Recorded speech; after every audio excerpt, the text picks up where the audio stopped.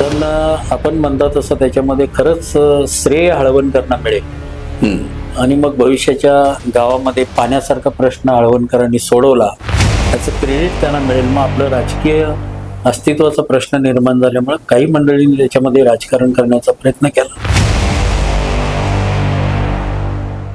आव्हाडींचं संपूर्ण जीवन किंवा कारकिर्दी काँग्रेस विचारसरणीची राहील. हा भारतीय जनता पार्टी हा कार्यकर्त्यांचा पक्ष आहे आणि या पक्षामध्ये व्यक्ती महत्वाची नाही आहे. पक्षामध्ये यावं लागेल याचा अर्थ त्यांना तिकीट द्यावं लागेल असंच ते माझ्या लक्षात त्यावेळेला आलं.